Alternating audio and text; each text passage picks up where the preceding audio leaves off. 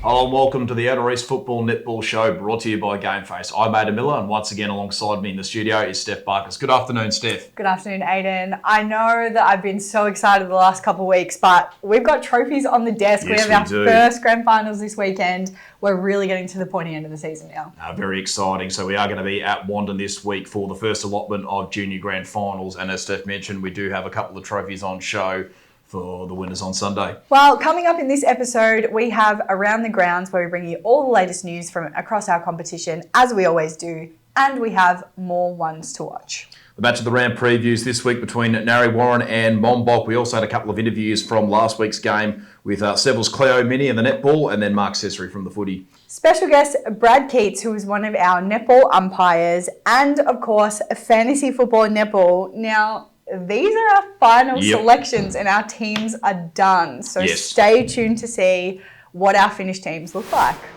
Let's jump into Around the Grounds. Our first piece, of course, women's football finals kick off this weekend with both qualifying and elimination matches played across both grounds at Seville Recreation Reserve for both Division 1 and Division 2. Get down there on Saturday. I cannot wait. I will see you guys there. Though they unfortunately didn't win the grand final on Wednesday, we wanted to give a huge shout out to the 6 players and 2 coaches from the OEFN who represented North East Players 23 and under squad on Wednesday night. You had an incredible season and we're all really proud of you. Congratulations to Sonia Alexander from Narre Warren and Matthew Cunningham from Monbulk, who have been selected as our volunteer and coach of the month for July. We thank you for all your contributions and support for your clubs and our competition. And keep up the great work. The remainder of our final series venues have been confirmed with under-18s and under-19s football, junior netball and Division 1 and Premier Division details all released earlier this week. Best of luck to all clubs competing in finals. Okay, let's get into ones to watch. Men's footy, who have you picked? Well, firstly, in the footy, we're going to get a look at him on the weekend in their game against Narre Warren. Lockie Beecroft from the game just happened against Mount Evelyn. He had 25 disposals, 22 of those were contested. He kicked 5 goals, 12 clearances and 8 score involvements in a really close game. Amazing. Well, from a women's footy point of view, I've gone with Sky Wilson, a half-back from Moriyalik. I think she's been really impressive all season, but I was super impressed with her on the weekend just gone. She was so clean with how she was picking up the ball, dodging players. She never looks like she's panicked. She just takes her time on the run and with her decision-making, and she's made multiple Team of the Week appearances. I don't think that's too much of a surprise. She's definitely my one to watch, and as they go into finals, I think she'll play a massive part in their matches. And from a netball point of view, I also wanted to take a look at the centre for Seville, Genesis Foster Jonassen. She has made the Team of the Week a few times this year, but I actually think she's a bit underrated and she probably could have been in it more. Her movement was really impressive from the centre pass. As soon as she passed it off in the centre, she was running straight through to that goal third for support and was always at the top of the circle. So, she's one to watch for me as well. Well, take a look at our match of the round previews for the weekend upcoming this week. The games between Narre Warren and Monbulk. First up in the footy, Narre are currently top of the ladder with a 14-1 record, whilst Monbulk are currently 7th with a 6-9 record. That loss to Mount Evelyn on the weekend probably hurting them a little bit. They just sit outside the top 6. So a big opportunity for them this week to potentially get back in with a win. The 2 sides did play back in round 6. Narre Warren won that game by 32 points. That was up at Monbulk, so this week will be at Kalora Park. Some of the head-to-head matchups you'll probably see, I reckon Kurt Mutimer and Lockie Beecroft, we will see them go head-to-head in the centre. And I reckon Robbie Savoury from Monbulk will have the big matchup on Will Howe. From a netball perspective, Narre also 14-1, top of the ladder. Monbulk 5th on the ladder with 10 wins, 4 losses, and the draw against Mount Evelyn earlier in the season. Also going back to round 6, Narre won that game 56-38. Some of the head-to-head matchups, I reckon Paige Whitworth's probably going to have to either play on Chelsea Tonner or Grace Lolu, who have both scored plenty of goals this season. And Nicole McDowell will probably go head-to-head with Brittany Machado in the centre. Amazing. Well, let's jump over to your tips for the footy. Who are you going to go with? I've got to go with Narre at home. Fair enough. Yeah. And netball? Also Narre at home, I think. Yep. All right. Well, let's take a look at our first interview for the weekend. Aidan had a chat with Seville's A-grade captain, Cleo Minney. Well, we have Cleo Minney with us today from Seville's A-grade side, their captain, after Pretty handy win, 11 goals against Hillsville coming late into the season. Claire, how important was that? Yeah, I think it was really important for us to kind of solidify. We got close in the third, so I'm happy that we came over top and won by 11 in the end. They really came hard in that third quarter, didn't they? Yeah. I think they had 15 of 16 goals, got it back to a 1-goal margin from 15. What was some of the things that needed to change in the final quarter to... I think we got quiet and we got a bit complacent and made the same mistakes. So, yeah, just to have a chat at three-quarter time and then come out and win by 11, I'm happy with it. So Yeah, we noticed a few positional changes, like Foster Jonathan moving into the centre. We saw Olivia Ray start as goalkeeper. What sort of brought in some of those changes? I think just mixing it up. Everyone's really versatile in our team, so just trying different combinations before finals is important. So it was good to mix it up and then, went back to change some positions again in the last. So You're currently second on the ladder at the moment. A win today potentially gets you on first. It depends how Warburton and Millgrove go today as well. We've noticed they've probably been the main competition for those top two spots. Do you know much about their game and how you go about playing them? Yeah, really physical game every time we verse them. But I think just making sure that we play safe netball and get around each other. Getting a bit quiet when we make mistakes, it's no good. So when we get around each other, I think we're stronger team. So you've had, I think, 2 games against them, 1 win, 1 loss. How confident are you that you can get the job done in finals time when it all really counts? I think we're a really strong team and I think we're definitely capable of winning against them. So it's just, well, I guess we'll just have to see how we go. Yep. Cleo, thank you very much for joining us today and good luck for the rest of the season. Thank you. Our other interview from the weekend was actually the birthday boy, Mark Cecere, after their win over Hillsville. Well, we have Mark Cecere with us today after a very important round 16 win over Hillsville, and Mark back on the top of the ladder heading into finals. That must feel very good.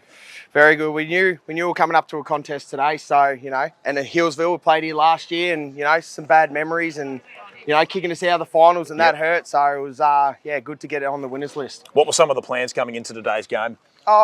We know they've got some good players and the way they play the ground's real good, but we want to focus on us, you know what I mean? It doesn't matter where you're playing or what you're doing. We know if we play our best footy, we can beat anybody.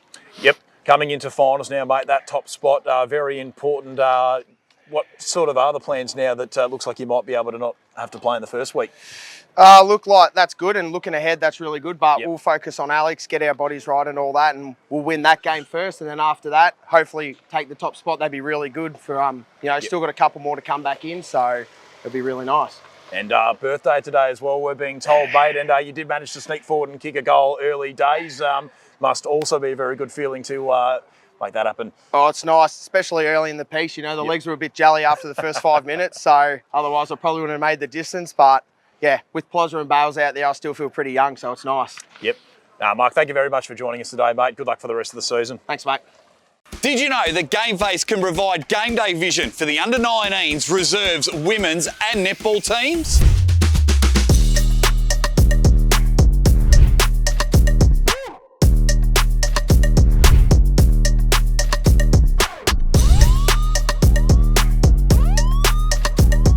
You can split the fee with your opposition, so make sure you book in now.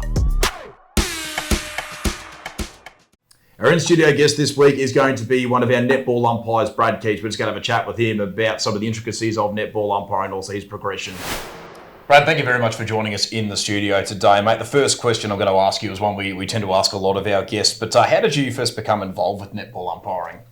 So I first became involved, both my sisters played at a club level. One day I was just bouncing the ball at the club where they were just training, and I was like, how can I get involved?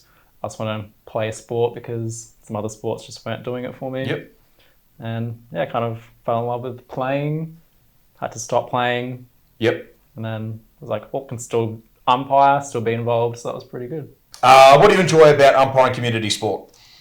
I find that, especially with Outer East and some other leagues, the community really get involved, different clubs, they come and watch, they, support more than ways than one, and it just feels like a really good atmosphere and to be part of, because I only joined Outer East this year, so it's a good league to be part of. Certainly. How many games would you umpire for our competition across the average weekend? Typically 2, just on the Saturday, but I did 3 last week at Hillsville. Yep. So that was 3 in a row in the rain. Yeah, so good, but it's just 2 a week usually. Okay, yep. What is the most memorable games you've umpired? Probably some of the rep tournaments before COVID. Yep. Mainly with some sassy players and rep parents being rep parents, thinking that their child's the god, which is fine, fair enough, but yeah, it's just the chat back. Yeah, it can get pretty competitive junior sport. I know what you mean for sure. Really does. You recently umpired at the Netball Victoria Association Championships, which is a tournament-style competition that OEFN competed in. Most people would probably know it is used for talent identification by Netball Victoria for players, but this can also be for umpiring. Can you talk to us about what that experience was like and any opportunities you got out of it?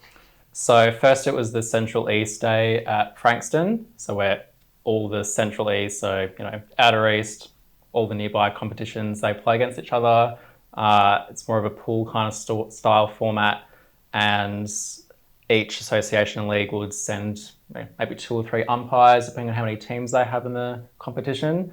And they have the chance, like I had the chance through Outer East, to be talent identified. They would have people from Netball Victoria walking around with little clipboards amongst all these courts, giving you feedback. My very first game was with Kayla Pratt, who umpires with us as well. We got feedback on the very first game, so that was good. And if you were identified as someone with potential or consistency, then you were asked to umpire the finals for that day. So that was nice and challenging because some really good teams were there, feisty players as usual. And then some of us got an email asking if we're available for the state finals day 2 weeks later. So Keller and I both went to that day as well at State Netball Hockey Centre. And that was a lot more intense. I think there's 8 regions in Victoria, each of them had 2 teams, go through for each age group. So the competition was really good. Got a lot of feedback from really high up performance pathways people.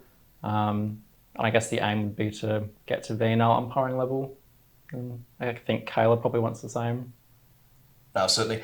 So now that you know that you've been recognised, do you know what the pathway is from here to sort of go up to, I guess, like the Super Netball or something like that? Yeah, I feel like I'm very far away from that. Okay. That is the dream. Yep. Like I've started going to those games recently as well. I was recommended to start umpiring at Waverley properly during the week. So I do that Tuesday, Wednesday nights now, just to try and get that extra bit of mentoring from some senior people. And hopefully in the next couple of years, do the same kind of tournament again where I get TID'd, hopefully get towards the Talent Academy, which will be the next step towards VNL. Do you have any advice for junior or new umpires who are coming into the competition? I think everyone has their bad days, even professional umpires, even people like me who's got my big badge. It's okay to have mistakes, just focus on one thing at a time.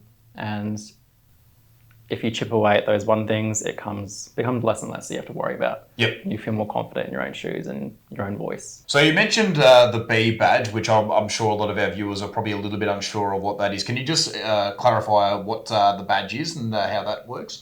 Yeah, so there's a badging system that Netball Australia has in place. So you start off as a beginner umpire, where you just ref really local matches, get the basics done.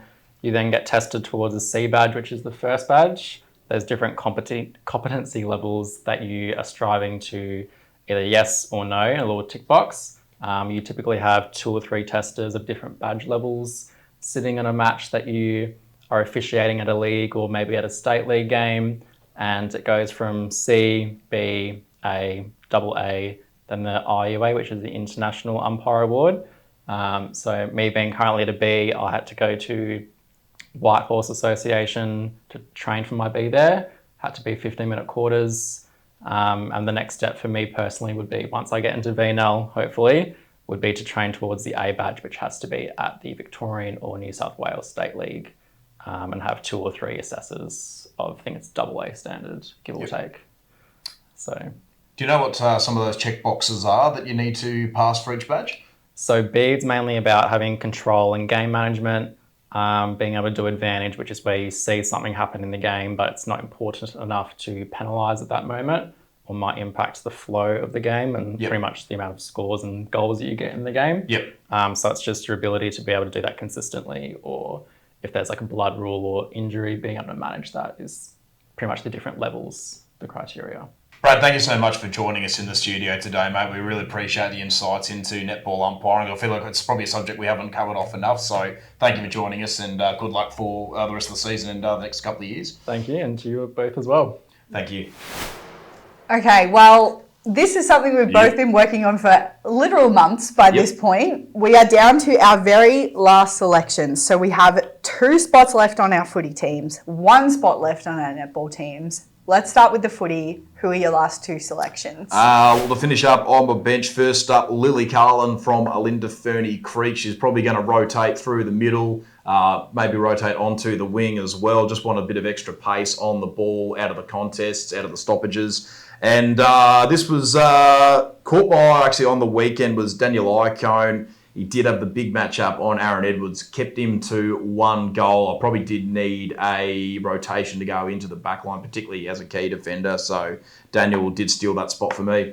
Fair enough. Well, I've gone with Lockie Beecroft. I feel like he's coming into form at the right time. He had a great game on the weekend, as we discussed earlier. So he's one of my last selections. The other one, kind of surprised he hasn't been picked already. I feel like I've stolen this one a little bit. Corbin Sutherland from Yay, obviously the leading goal kicker in Division 1, and a nice little rotation for my forward line. So that completes my team for footy. Yep. All right, let's take a look at netball as well. Who is your last selection for your netball Gone team? with a bit of experience here. Jen Dewhurst from Monbulk normally plays wing attack, but also probably another player who can play the other mid positions on the court. So happy to have her rotated in when I'm going to need her. So Jen was my final selection. Lovely. Well, I've gone with Amy Stanley from Healesville to rotate into my goal shooter position. I feel like she's had a pretty strong season. She's made Team of the Week a couple times this year and will make a good rotation. So she's my last. Yep, 40 goals on Saturday as well, so very handy selection. 40 goals on Saturday. That pretty much wraps up all there is to talk about in the Outer East this week. If there's anything you'd like to see in the show, make sure you leave a comment down below. Steph, thank you again for joining me in the studio. No worries. For all the viewers out there, don't forget to get your game face on.